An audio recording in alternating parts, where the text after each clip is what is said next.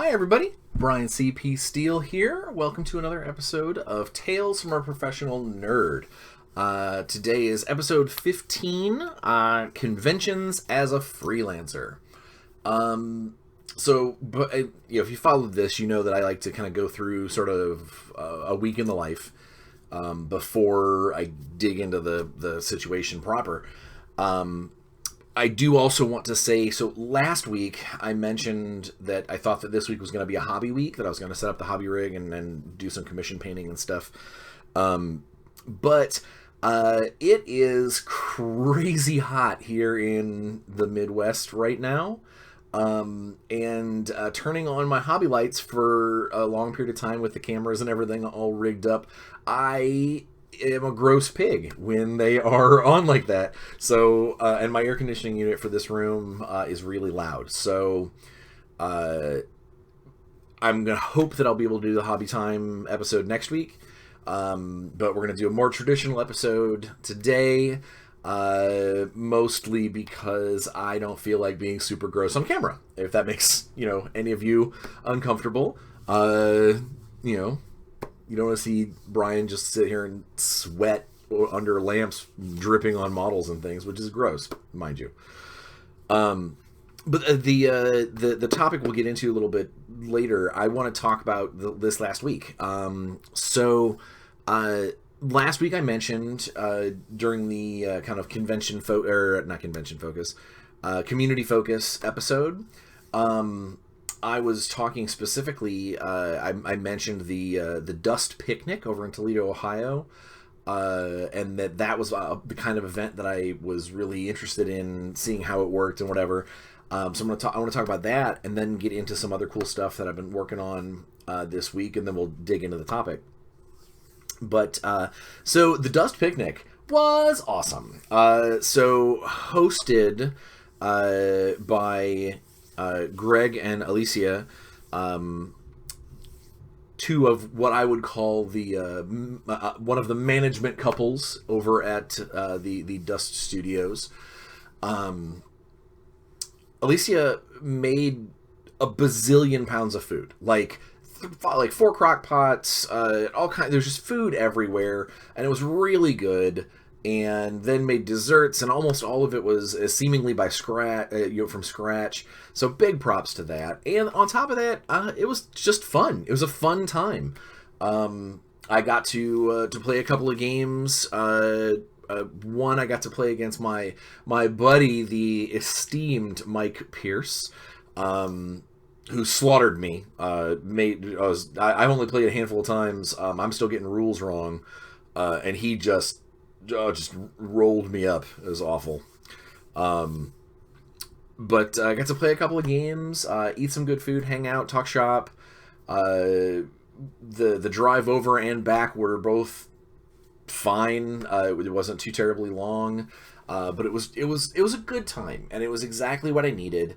And I highly suggest if you're interested in the Dust 1947 game, head over to their website, take a look, make sure you see them at conventions, get a demo in. It is a lot of fun, and it's just getting better. There's new factions on the horizon, new models always coming out. Good stuff. It's a solid. You can sign up for their email. Basically, they give you new scenarios. They send it out by email. It says, hey, here, play this, give this a try. It's cool. It's just again, good stuff. It's a good company. They really take care of their fans. If all goes well, and I'm hoping to try and impress upon them the ability to do more for them in the future, or any for them in the future, than being just a fan and telling people how much fun it is. So the Dust Picnic was great. And it was also good for me on a personal level. I got to see a couple of people I normally get to see at conventions. We'll talk about that later this episode. Part of where this came from. But also, I got to spend a total of about 7.5 or almost 8 hours in the car with two of my best friends. Chris and Bryan. Bryan was the best man at my wedding. Chris stood up at my wedding. I've known these guys for decades at this point. Bryan Martin, if you're out there watching, hopefully you are. I love you, buddy. This is I've known him. He is one of my longest standing friendships. I met him, I think, when I was 16, working at Sears. 15 maybe. We actually met him through a vampire LARP. Ages ago, which was funny. So story time. That's what this is for. Yeah, Bryan and I worked at the same Sears back in Michigan City, Indiana, and that's where I grew up, by the way. I worked in hardware. He worked across the little way there in lawn and garden. And we didn't know each other. We've seen each other. We were aware of each other. But it's just that's kind of as far as the connection went. And then a couple of months into the gig, I went to an event, a live action vampire event, and I'm there with my fangs and trench coat and the costume that you do, and I get to the location, and everybody's waiting outside this. It was actually a really cool site that our storytellers would get. It was a church that was turned into a theater. That was really cool. But we're all standing outside on the sidewalk and the stairs, waiting for the place to open up, so we could go in. And just a couple of dozen feet down the way, I see Bryan there, and I'm like, I've never seen you at one of these things before. And I walked up to him and I was like, you work at Sears? And he does the same thing. He's like, you work at Sears? And we just thought it was very funny that he met the storytellers through his theater experience. He's a stage actor. And I met them through D&D and other gaming fields. And it was just weird that we got invited to the same thing. Had no idea, no concept that we were both gamers. And thick as thieves ever since. There were a couple years where the connection was lighter because he lived farther away, but then he moved down here to where I went to school. He's really one of my best friends ever since. Ever since that time, God, over 25, 26 years, 27 years.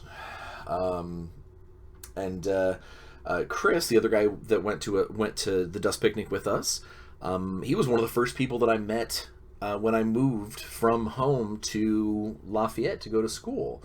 As you do, the first thing you do when you get to a new place is you go to the local game store. And I went, and they were having this giant Blood Bowl tournament. There was like a campaign going on, and I saw there was like 7 or 8 game tables with Blood Bowl being played on, and it blew my mind. I was just like, oh my gosh, Blood Bowl everywhere. Chris was playing his orcs, the Pittsburgh Squealers, I think. I can't. He's gonna kill me for not knowing the exact name, but his orc team, and I kind of watched over his shoulder a little bit because I had only played a little bit of Blood Bowl back home, and hadn't really seen someone dig in to the way that this store had. It was always just us, like my 3 or 4 friends in my basement.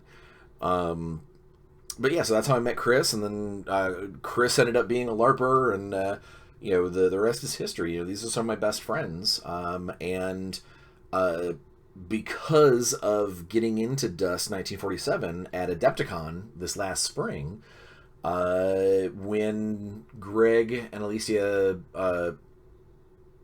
announced that they were having this cool event. And it was within driving distance. I was like, I have to go. And Chris and Bryan said they were going to come with me, and it really did make the weekend. It was an awesome way to spend a day and a half in the car and at this picnic, this indoor picnic. It was really cool. Also, I got to give big props to the Toledo what is it? Is it just the Toledo Game Store? Toledo, I think it's just the Toledo Game Store, Toledo Game Shop, Toledo Game Store. It's got to be the Toledo Game Store. The Toledo Game Store is unbelievable. I've been to, over in my career and my travels, I've been to a lot of game shops. Whether it's comic book shops that have gaming in the back, or whether it's a legitimate, we are based on gaming. I've been to a lot of different places, and there's a few of them that stand out. The Crystal Keep in Kettering, Ohio, is amazing. My buddy's store here in town, the Tier 1 Games, has really taken off. It's got one of the best hobby sections that I've ever seen. There was a chain of game stores that my close and personal friend was one of the managers of, called the Game Preserve here in Indiana. That although individually they were not necessarily the best stores ever, I have some of my finest game store memories, and some of my least favorite things that have happened to me through that as well. But there's a lot of history in that chain, and it's to say that the Toledo Game Store is the best that I've ever seen. It'd be hard. It'd be hard to beat. It was like a compound more than a game store. There was one main area for sales that had most of like the new products and things, but then there was all these little offshoot rooms that had some product in it. Game tables everywhere. There was like 6 or 7 in the main room, and I thought, just by looking at this when we walked in, that this was the game store. And then they were like, oh no, the dust picnic is happening in the back. And it's like, oh, okay. Figuring we're going to walk through this door, there's going to be a back room. It was not a back room. It was a hallway with offshoot role-playing game rooms and storage rooms and product lining the walls. A hallway that led to another hallway that led to, like, an area bigger than most game stores that was just tables. And then I was told that there was a whole other room roughly that size that shot out from that. It was insane. The amount of game space and the amount of ability that they could have to host special events was mind-blowing. Like, I really do. And here's the thing. The Toledo Game Store, these guys... I've done business with them many times because he shows up with a very, very big booth at a lot of conventions. He goes to Adepticon, he goes to Origins. I think he said he was going to be at Gen Con. He goes to, I think the last time I saw him at not one of those main shows was at like, PAX East, Nova Open. He goes to all these shows with this big booth. And he's most well known for having this giant wall of plastic bins filled with separated and segregated bits from various armies of different games. For the longest time, I didn't know that he was called like the Toledo Game Room or the Toledo Game Store. I always thought that he was the Bits Guy. That was what I called him, and that was what my friends called him. And anytime that we planned on going to a show to pick stuff up from him, it was going to be... all right, hey, I need 1 drop pod, or I need 1 Devastator Marine, or whatever. And it was always, hey, if the Bits Guy is going to be, like, words right out of our mouth, if the Bits Guy is going to be there, we'll swing by and check it out. And that, seeing just the sheer volume of product and space that this guy has at his home store, I was blown away. And the fact that the Dust Picnic was held there just was, the Toledo Game Room. I think it's Toledo Game Room. I'm gonna have to look it up. I'll put the right link in the description so you guys know where I'm talking about. But the fact that was there was just icing on the awesome cake that already was the Dust Picnic. So that was last weekend. This week, I've spent a lot of time I spent a lot of time working on some Dungeon in a Box stuff. Very cool adventure that I hope that people will wow about later on, with some very neat game mechanics that we've added for the big fight at the end. We'll say. I'm working on a synopsis for a full novel, a full Shadowrun novel. It has yet to be completely greenlit, but they do want to see a synopsis and outline because they like the idea. So hopefully we'll get to see I'll get to start throwing some more words on the page here pretty soon for Shadowrun. Speaking of, got my first Amazon review on the Shadowrun novella. That they liked it apparently, and one of the nicest things, and this is gonna sound weird, but when a review or a reviewer says something that you've never said out loud, but it was in your brain capacity while you were working on something, you know you got the delivery right. And the reviewer claimed that my character from the novella, Rude, he's a troll, and the reviewer said that Rude was, if Shadowrun was Sin City, or something. I'm paraphrasing, but basically that Rude was, if Shadowrun was Sin City, Rude would be Marv. That Marv would be Rude if he was a troll. And to say that that was not one of my inspirations when I was creating kind of the persona of how Rude acts with things and how he thinks about things, would be a fallacy. And the fact that was in that review, it was perfect. It like nail on the head. And it meant to me, it meant a lot to me to say that means that in my writing, I was able to show that mentality and that idea to the reader, and that means the world to me. You know, and I know I've said before, you know, sometimes you gotta have thick skin and you gotta ignore reviews and don't ever read the comments, which is a lie because all the comments are generally positive for most of these YouTube videos and things. But it is that review and the fact that was said is worth more than any amount of thumbs up on Facebook or man, what a cool idea, or little quips back and forth. An an unattached direct link to my writing mind based off of just what you've read is by far the best thing that can make me feel like I know what I'm doing as a writer. Because I will let you guys know, a lot of times creatives like myself, we question ourselves quite a bit, and our self-esteem does this. And anytime that I put a creation out in the world for people to see, or read, or play, or whatever, there is that little part of me that has that, you know, my heart jumps up into my throat, and oh God, please don't let this be bad. But you know, here's how it's going to be, and we gotta hope that it works. So for a reviewer to get it, quote unquote,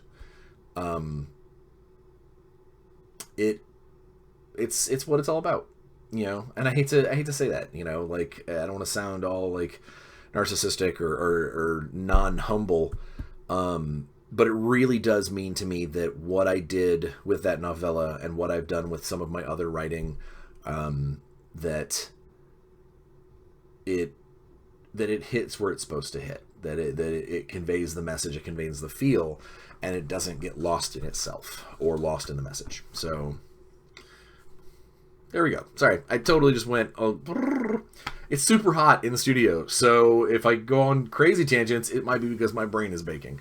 I also don't know if I'm gonna if this video is going to be necessarily as long as my others, because I don't know how long I can hang out in here without having my air on, and I can't turn the air on because it would drown out the microphones and things. Basically, I'm warm, and this makes me unhappy. Hairy fat gamer guy is sad when hot. All right. So what else? What else? They've been working on this week. Some commission painting and working on some Fallout barricades. Some Guild Ball models. The Rat Catcher Guild. Painting that for a friend / client. I'm hoping to have that done by Gen Con so I can deliver that to them and have some extra spending money. Yeah. Let's see what else. As of last night, because I got this weird. Again, maybe today's episode is going to be less about conventions and freelancing and more about just tangents. We'll see how this goes. On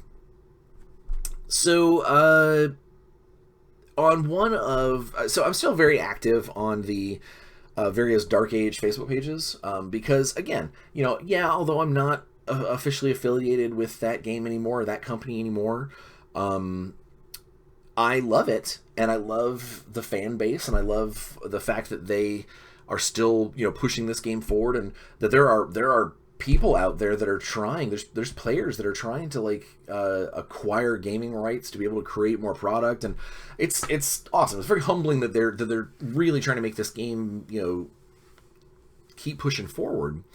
But on one of those threads, on one of the Facebook groups, someone was complaining that they did not have, that they didn't have any guilt. So now tiny little bit of background. I mentioned it in the community focus game, or community focus episode last week. Is that the Gelt, or Blood Gelt, was basically the blood coin, the kind of bounty hunter payoff, the coins of the realm in Dark Age, and that we were using physical versions of Gelt as tournament prizes. So you had these cool coins rattling around, and a way to challenge each other for coins, and eventually buy your way into the Immortals tournament. And it was a really cool thing. And well, now that there hasn't been any official events in a while, and there hasn't been any Gelt circulating around, people are starting to run dry, but they're still running tournaments and things. And on one of these threads, someone had said, "Man, I really wish I could get a because they were all dated for the date of Samaria. They were like, I wish we could get a 2019 Guild." And so I popped on, and I said, "Hey, what if I sculpted one? And I can't do it in metal. I can't cast it in metal because I don't have that ability here in my studio, but I could resin cast them, and I could even color the resin to be kind of coin-like. Would you guys, think about buying in if I made these things?" And the response was overwhelmingly positive. In fact, more so than I even thought that I thought would happen. There's a lot of people that are like, "I'd buy one, I'd buy two, I'd love to get a couple. Can you bring some to Gen Con?" So it really became like a thing. And so last night, when after put my kid to sleep and wife headed to bed, I came back down to the studio, and I was like, what, I'm gonna make one of these Guild. And I over yesterday and this morning, I sculpted a 2019, or year of Samaria 519 Gelt coin that I'm going to do some resin casting in, and sell on eBay, or sell to people that I meet at conventions or whatever. That way the Dark Age fans still have some cool new stuff to pass around, and I'm not infringing on anybody's IP by recreating old ones or anything like that. So that was something that I've done, which will be cool. Be neat to see how that goes. But the primary thing that I've been doing this week is working. I had mentioned that I had a meeting with the amazing Sadler brothers of Blacklist Games. And I've known the Sadlers a while. We've lots of common friends, and both in the industry and out. So it's neat to get a chance to actually work with them. I am working on helping them with Alter Quest, a game that they just recently had a successful Kickstarter for. I'm helping them with some narrative storyline connective tissues and things. Giving them a chance to focus more on the design and gameplay aspects of stuff and make sure that everything comes out on time. I'm really happy with it. I'm happy working with them. They're super cool guys. I'm happy working on the product. It seems like a very fun game. I think that there's a lot to be said for this license, and there's a lot to be said for working more with Blacklist, hopefully in the future. I think don't mark my words as law, but I think that I think you should keep an eye on Blacklist as gamers and as aficionados. I think that they've got a lot of cool stuff happening, both stuff that has already gelled and stuff that hasn't yet. I think that they could really be a star on the rise. So I'm glad to have hitched my trailer to them a little bit for now, and hopefully we'll work out some more stuff in the future. But even just being affiliated with them for this project, I'm getting the sense from them that they've got a lot going on, and they got a lot more that's going to happen. So you can quote me here is Blacklist has cool stuff coming. I really think that that's going to be worth paying attention to. So follow them on Facebook. If they've got a Twitter, I hope they have a Twitter.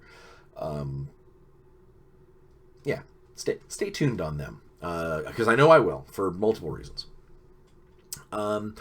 And then the only other thing that happened before we get into the actual topic, again, tangents, is one of my very, very close friends and a constant, for a while there, he was one of my best painting commission clients. A very, very close friend of mine named Steve. He reached out to me recently, and it's been a few years since I've painted anything for him, but he was like, hey, I've got all this stuff for the army that you've mostly painted, that army. I've got some more stuff for it. Would you be interested in taking on a commission? Now he knows that it's going to be a little while because I've got these other things coming up in Gen Con and getting ready for the charity game and all that stuff. But I'm excited for the work and excited to get to paint some more models. I get to paint models that I never would buy on my own. So this is a plus, and I get paid for it. So it's like it's a plus. But all of that aside, Steve's models came in the mail today. So I'm going to take a second because I did not open. I gotta make sure I don't give away his address. Or mine, I suppose. Not that I care about my address. What are you guys going to do? You're going to send me fan mail. Fan mail and presents. Alright, so I left my knife in the other room, so I'm going to use the edge of these scissors. This is me unboxing the new commission from Steve, because I want to see what all... I have a general idea of what all we're doing, but...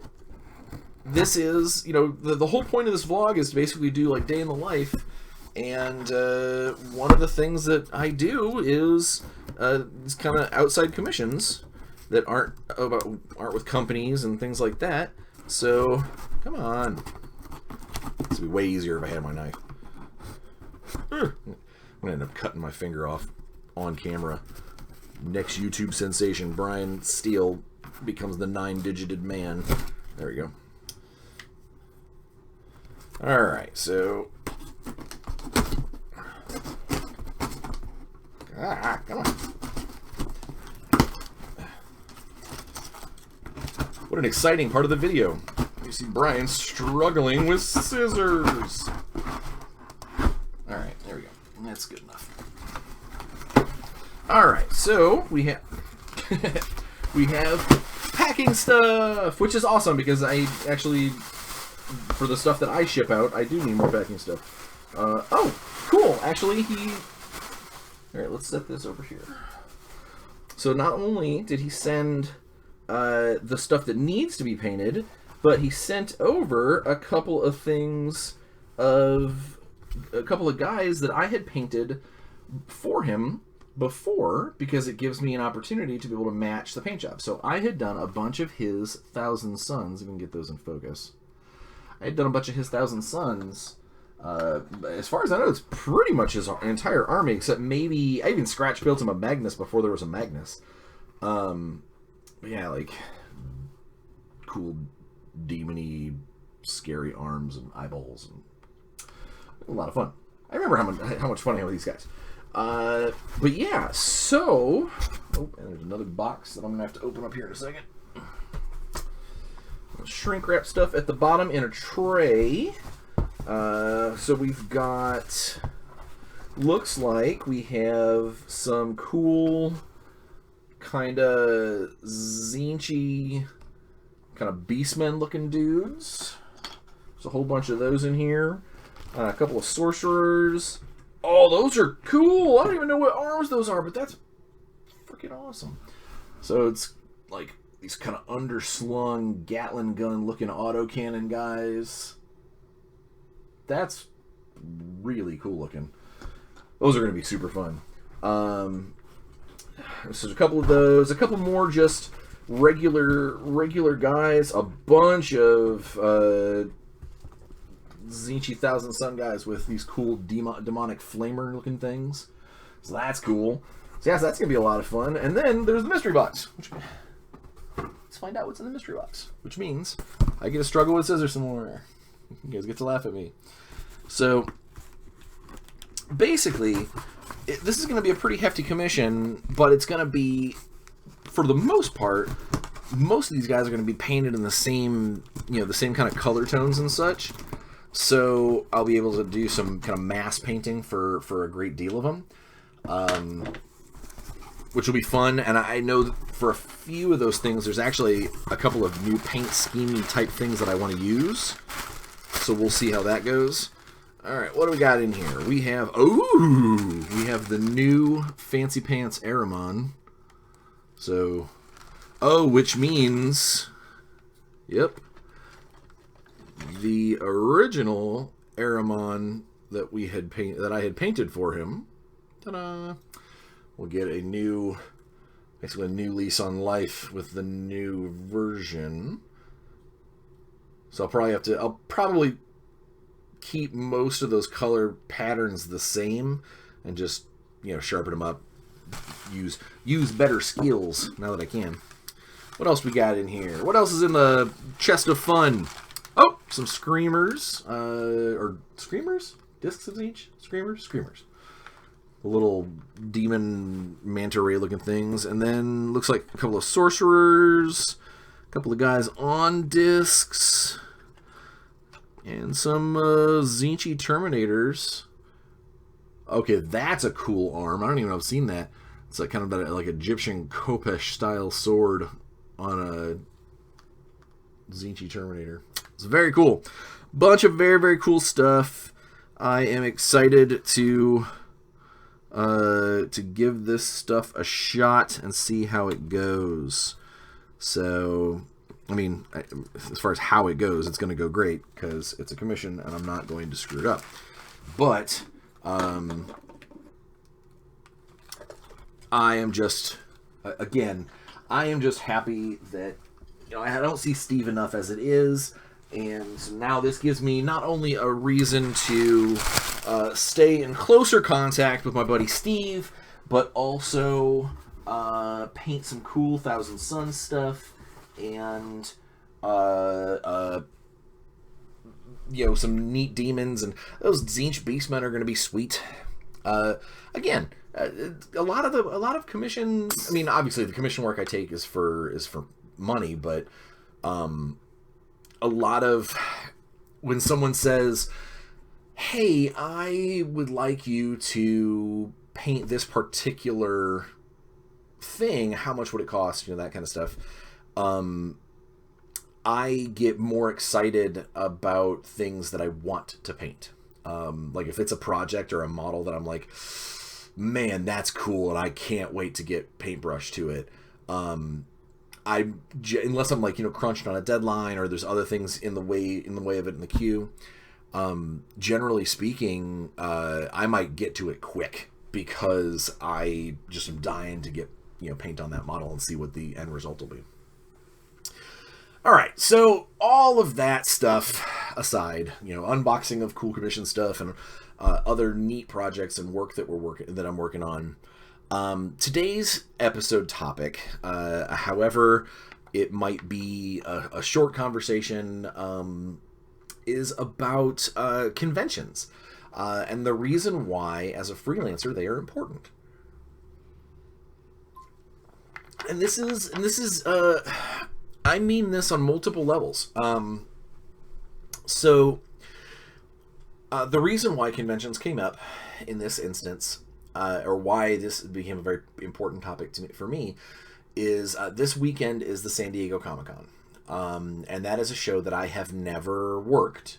I have never been to a San Diego Comic-Con, which hurts me on a particular level, because I am such a comic book junkie and media junkie. But it is all the way in California. It is expensive. And even when I was with a company that went every year, my role with the company never really fit with sending me to San Diego. So, but I've got friends that go every year. I've got, hell, one of my close friends actually works there for the Comic-Con. And it's always a very cool week full of movie trailers and here, check out this new poster and look at these new toys and here's an exclusive, there's an exclusive. It's all kinds of really, really cool stuff. And so it's you get a little bit of, man, I wish I was there jealousy.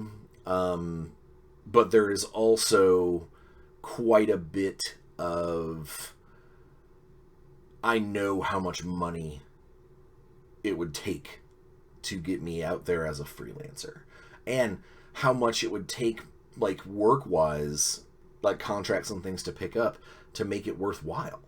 Cool vacation, sure. Profitable one, really difficult. So today's topic, the freelancers at conventions as a freelancer.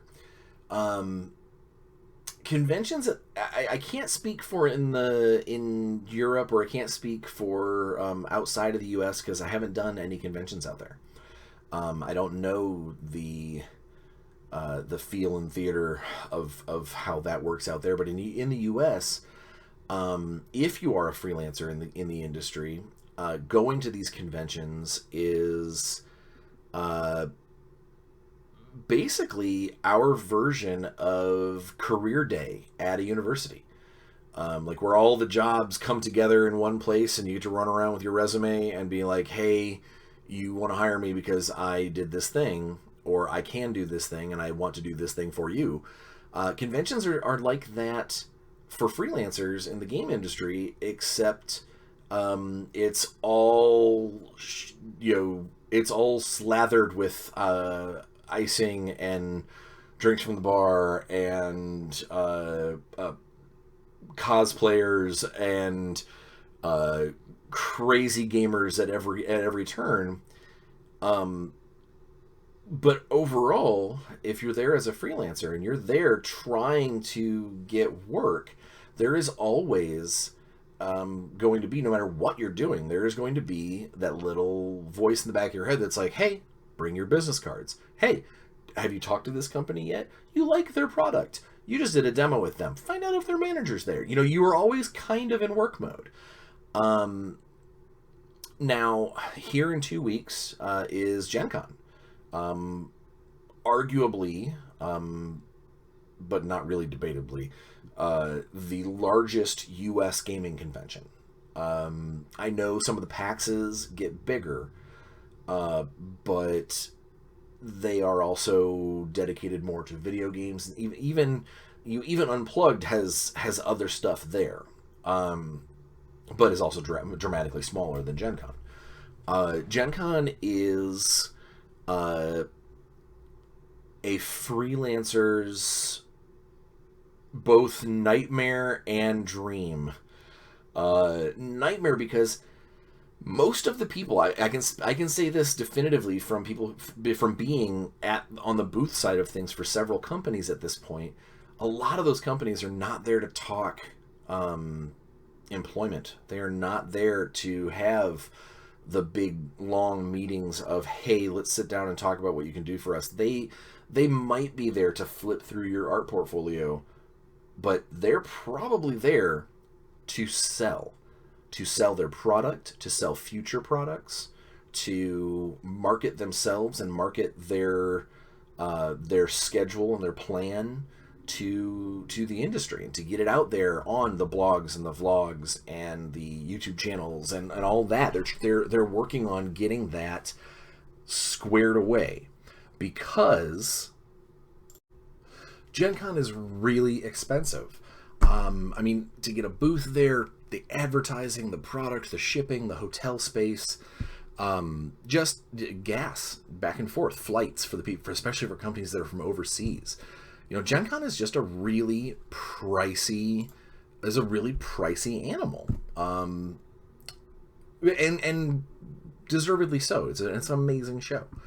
But that means, as a freelancer, if you're going there to try and get your name and your business card and to get work with these companies, I suggest, and do what you want to do, but I suggest, rather than trying to hit somebody up cold at their booth after they've been seeing 100,000 people over 4 days, instead try and hit them up beforehand, before the show. Try and get maybe set an appointment. Be like, hey, I'm really interested in possibly working with your company. Is there a time that we can pencil in to sit down and talk, or that I can swing by and meet you, or that I can just come by and get your business card, and then I will talk to you after the show once everything is settled down. Show them as a freelancer that you understand how important this show is to every company that's there. And I mean, I don't want to say commiserate, but basically let them know. Be like, I get it. Gen Con's crazy. You're going to have a convention hangover afterwards. I will be in touch after the fact. Or I know how crazy busy you're going to be. When is going to be a good time for me to come by and see you? And, as with anything else, it's going to be, you got to feel this stuff out. I remember when I was in charge of Dark Age, and people would come, artists would come up to me, and, my first instinct initially was, hey, do you got a portfolio that I can look at? And then I realized that I'm not going to remember every single person's portfolio after this show. My brain is pudding come Monday. So it is better if I've got a card, or if you've got some kind of business card, something that I can go back afterwards once I've kind of shaken off all the convention madness. I can sit down and then take a look at everybody that I picked up cards from. Or if they have like a digital portfolio that they can show me, I'll give them one of my cards and be like, hey, email me the link to that. I'll get to it when I can. And hopefully that I never was rude, hopefully. And I never really put anybody off as, ugh, don't talk to me. Because, if you're in the industry and you're at one of these booths, there is a certain unspoken rule, like an unwritten law, that gamers want to talk. They want to talk to you. Maybe not all gamers, hashtag not all gamers, but some of them will. when I was working at Mongoose, and I was doing, hundreds of thousands of words for different role playing games, every couple of months. Every show I went to, I knew at some point someone was going to come up to me and tell me all about the character that they made in this game, and how cool it was, and this is the cool stuff that we did. And I'm not saying that that doesn't get old, because it super does. But so does if somebody walks up to you and says, "Hey, did you see the hockey game last night? Oh my God, I would have done this," or whatever. It's a different. These are gamers. They're excited about their games. They're excited about being in the midst of people that should also be excited about games. For the longest time, up until the last like 4 or 5 years, you as a gamer, you generally didn't tell people about your D&D character or your campaign at home. There wasn't Twitch channels dedicated to, hey, come watch me play D&D with my friends. You didn't have ABC News talking about Joe Manganiello and his D&D room. That didn't happen. So at these conventions, these guys know that these gamers, they know that they've got camaraderie. They've got people that they can talk to, and it goes one step further. If you are somebody involved with the game that they love, they assume, and I would say rightfully so, that you probably love it too, and they want to have that connection.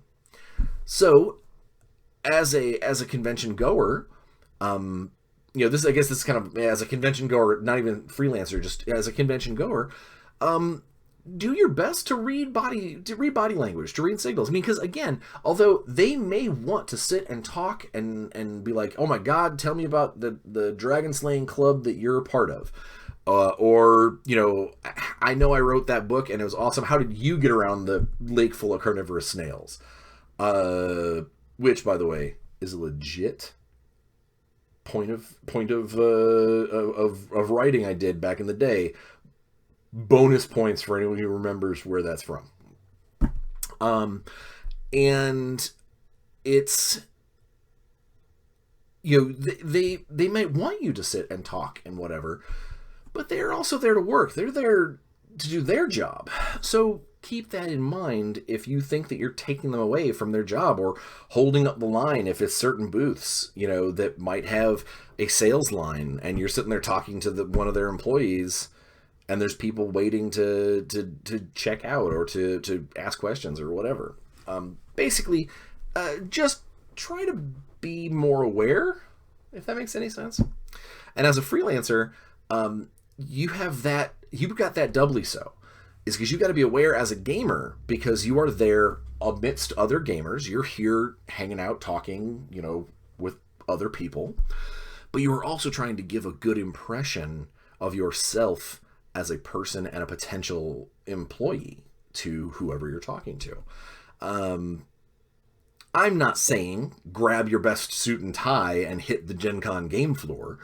What I am saying is, if you go to talk to a company, and you hopefully one that you want to maybe do work for in the future, don't spend your first 15 minutes telling them how they've done things wrong.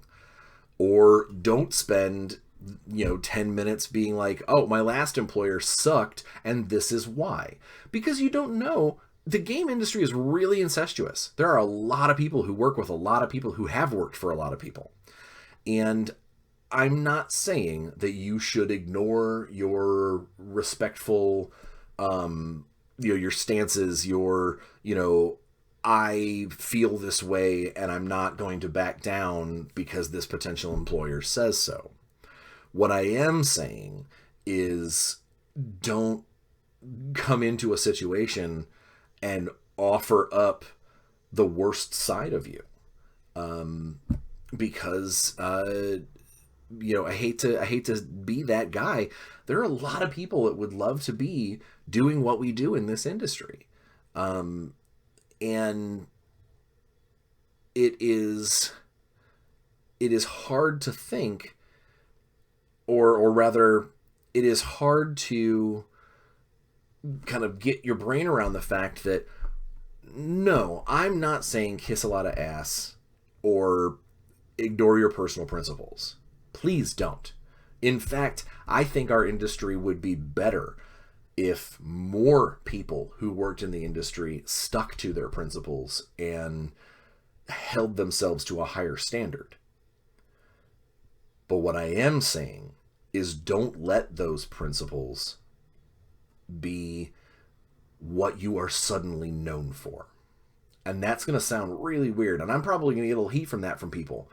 But you want to be Freelancer X, the author who did this thing, or Freelancer X, the designer who came up with this cool board game.